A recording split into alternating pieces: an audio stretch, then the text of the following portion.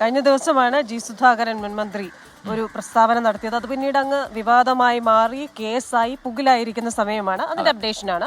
CPIM സ്ഥാനാർത്ഥിക്കായി തപാൽ vote പൊട്ടിച്ചു തിരുത്തിയെന്ന മുതിർന്ന CPIM നേതാവ് ജി സുധാകരന്റെ വിവാദ പ്രസംഗത്തിൽ കേസെടുത്ത പോലീസ് ഇന്ന് നടപടികളിലേക്ക് കടക്കും. ജി സുധാകരന്റെ മൊഴി പോലീസ് രേഖപ്പെടുത്തിയേക്കും. ബൂത്ത് പിടിച്ചെടുത്തത് മുതൽ വ്യാജരേഖ ചമച്ചതുവരെയുള്ള വകുപ്പുകൾ ചുമത്തിയാണ് FIR എന്നുകൂടി അറിയുന്നു. മനീഷ് മഹിപാൽ ആലപ്പുഴയിൽ നിന്ന് ചേരുകയാണ് വിവരങ്ങളുമായി.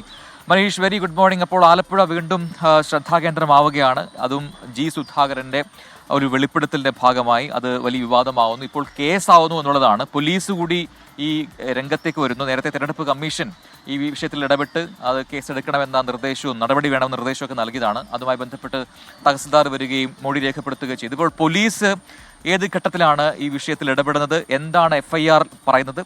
ഇന്നത്തെ നടപടികൾ എന്തൊക്കെ? അജിൻ, ധൃതി പിടിച്ച് പോലീസ് ഈ രീതിയിൽ ഒരു FIR രജിസ്റ്റർ ചെയ്തതിൽ തീർത്തും അസ്വസ്ഥനാണ് ജി സുധാകരൻ. നേരത്തെ തഹസിൽദാർ മൊഴി രേഖപ്പെടുത്തി കളക്ടർക്ക് റിപ്പോർട്ട് കൊടുത്തിരുന്നു. പക്ഷേ പോലീസ് ഒരു തരത്തിലും ഒരു വിവരങ്ങളും ആരായാൻ വേണ്ടി ജി സുധാകരനെ സമീപിച്ചിട്ടില്ല. ഇന്ന് ജി സുധാകരനെ ചോദ്യം ചെയ്യും, അതായത് മൊഴി പോലീസ് രേഖപ്പെടുത്തും. ആലപ്പുഴ സൗത്ത് പോലീസാണ് ഇത് സംബന്ധിച്ച് അന്വേഷണം നടത്തുന്നത്. ഈ കേസിന്റെ ഭാവി സംബന്ധിച്ച് വലിയ അനിശ്ചിതത്വമുണ്ട്. കാരണം ഇത് സംബന്ധിച്ച് ഒരു തെളിവോ അല്ലെങ്കിൽ മറ്റ് മൊഴികളോ ആ കാലത്തെ ഏതെങ്കിലും തരത്തിലുള്ള മൊഴിയോ രേഖപ്പെടുത്താൻ വേണ്ടിയിട്ട് പോലീസിന് ഇതുവരെയും സാധിച്ചിട്ടില്ല. അതുകൊണ്ട് തന്നെ ഈ കേസ് സംബന്ധിച്ച് എങ്ങനെ മുന്നോട്ട് പോകും എന്ന തരത്തിലുള്ള നിയമ ഉപദേശം നിലവിൽ പോലീസിന് ലഭ്യമായിട്ടില്ല. FIR പക്ഷേ രജിസ്റ്റർ ചെയ്തിട്ടുണ്ട്. ഏറ്റവും പ്രധാനപ്പെട്ട കാര്യം, ഈ കേസ് സംബന്ധിച്ച സാങ്കേതികത്തിനപ്പുറം ജി സുധാകരൻ പാർട്ടിയിൽ ഒറ്റപ്പെടുന്നു എന്നുള്ള മറ്റൊരു കാര്യം കൂടിയാണ്. കാരണം ഈ ജി സുധാകരനെ ഈ കേസെടുത്ത ഈ മണിക്കൂർ വരെയും ആരും വിളിച്ചിട്ടില്ല. ഒരു CPM നേതാവോ അല്ലെങ്കിൽ ജില്ലയിലെ 8 CPMന്റെ ഇടത് MLA മാരുണ്ട്. ആരും ഇതുമായി ബന്ധപ്പെട്ട് ജി സുധാകരനെ കാര്യങ്ങൾ തിരക്കാൻ വേണ്ടി അദ്ദേഹത്തെ ഫോണിലോ അല്ലെങ്കിൽ നേരിട്ടോ കാണാൻ എത്തിയില്ല എന്ന കാര്യം കൂടിയാണ് ജി സുധാകരനുമായി അടുത്ത വൃത്തങ്ങൾ നിന്ന് നമുക്ക് ലഭ്യമാകുന്ന കാര്യം. ജി സുധാകരൻ നിലവിൽ താമസിക്കുന്ന അദ്ദേഹത്തിന്റെ പുന്നപ്രയിലെ വീട്ടിലല്ല. അദ്ദേഹത്തിന്റെ ഭാര്യ ഒരു ദൂരയാത്ര പോയതുകൊണ്ട് അദ്ദേഹം ആലപ്പുഴ ഗസ്റ്റ് ഹൗസിലാണ് നിലവിൽ താമസിക്കുന്നത്. അദ്ദേഹത്തെ ഇതുമായി ബന്ധപ്പെട്ട് ആരും വിളിക്കാത്തതിൽ അതും അദ്ദേഹത്തെ അലട്ടുന്നുണ്ട്.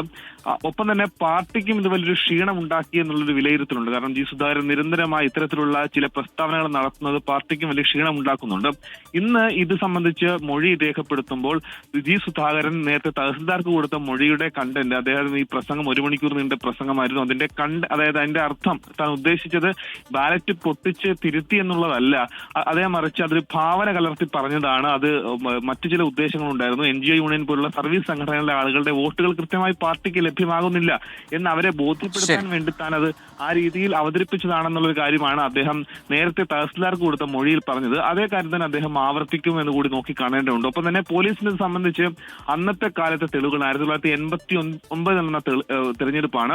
അന്നത്തെ തെരഞ്ഞെടുപ്പ് സാമഗ്രികളടക്കം 5 വർഷം ട്രഷറിയിൽ സൂക്ഷിക്കാറുണ്ട്. 5 വർഷങ്ങൾക്ക് ശേഷം അത് ട്രഷറിയിൽ ഉണ്ടാവുകയില്ല. അതുകൊണ്ട് തന്നെ അത്തരം കാര്യങ്ങളുടെ എന്തെങ്കിലും തരത്തിലുള്ള ഹാർഡ് കോപ്പികളോ അല്ലെങ്കിൽ അന്ന് കമ്പ്യൂട്ടർ വൽക്കരണം അല്ലാത്തതുകൊണ്ട് തന്നെ അന്നത്തെ സോഫ്റ്റ് കോപ്പികളോ പോലീസിന് ലഭ്യമാവുകയില്ല. അപ്പൊ ഏത് തരത്തിലായിരിക്കും പോലീസ് തെളിവ് ശേഖരിക്കുന്നത് കൂടി നോക്കി കാണേണ്ടതുണ്ട്. പ്രജിൻ. യെസ്, മനീഷ് മഹിപാലാണ് വിശദാംശങ്ങൾ നൽകിയത്.